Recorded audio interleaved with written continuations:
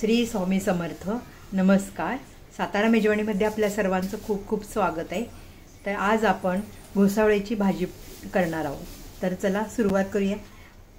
मी घोसावळ हे बारीक कापून घेतलेले आहे. आता आपण कढई गरम करून घेऊया. गरम झालेली थोडं आपण त्यात तेल घालायचं. तेल तापले की नाही त्यासाठी आपण मोहरी थोडीशी घालायची.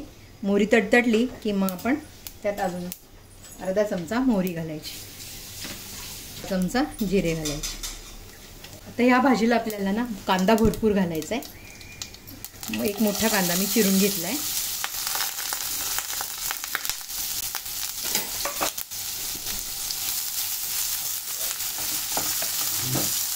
कांदा भाजायच्यासाठी आपल्याला थोडंसं मीठ घालूया.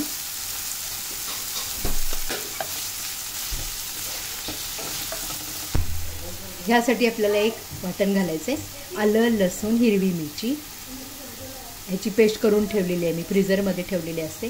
ती थोडा वेळ काढून आपण अगोदर ठेवून मग त्यात आपल्याला घालायची. तर आलं, लसूण, हिरवी मिरची पेस्ट घातल्यामुळं ना चव खूप छान लागते भाजीला.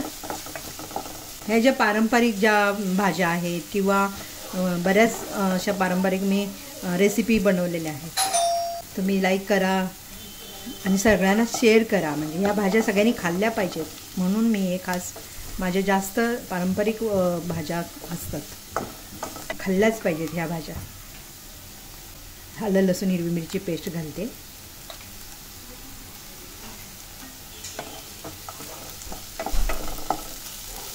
मध्ये रेग्युलर मसाले घालायचे.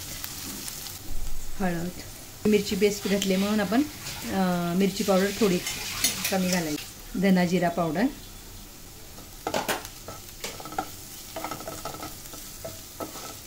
थोडंसं आपल्याला टोमॅटो घालायचं आहे बारीक चिरून.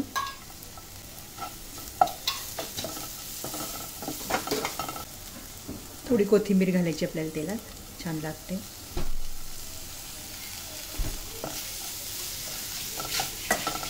जी आपण कापून घेतली त्यामध्ये घालूया. बारीक कापून घ्यायची छानपैकी असे.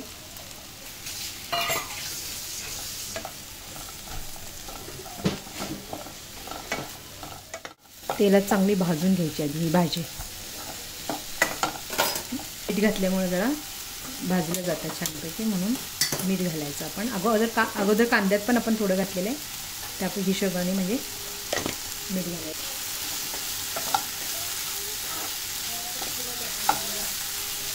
भाजीचा कलर किती छान दिसतोय.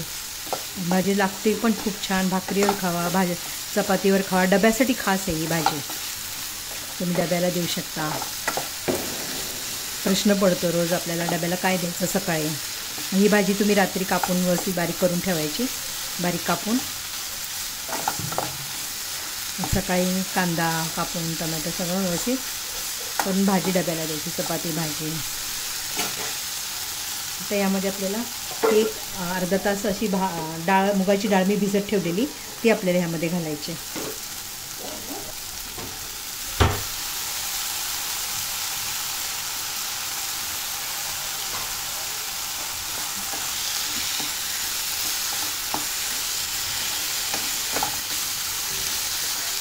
चांगलं तेलात भाजून घ्यायची ही भाजी मसाल्यामध्ये. थोडंसं पाण्याचा शिपका थोडासा मारला तरी चालेल. मसाले मिक्स होण्यासाठी थोडंसं पाणी, जास्त नाही घालायचं. थोडंसं असं पाणी हातावर घेऊन थोडंसं असं शिंपडायचं, जास्त नाही.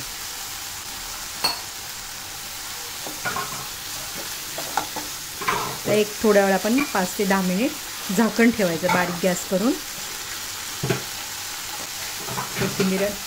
कोथिंबीर थोडं घालूया. झाकण ठेवायचं. 5 ते 7 मिनिट झालेले. पाहूया आपण आता भाजी. पाहू शकता तुम्ही भाजी आपली रेडी आहे. जास्त कोरडी करायची नाही भाजी, मग आपल्याला चपातीला हे होतं, कोरडं लागतं ना, म्हणून अशीच ठेवायची. डब्याला देताना पण अशीच द्यायची.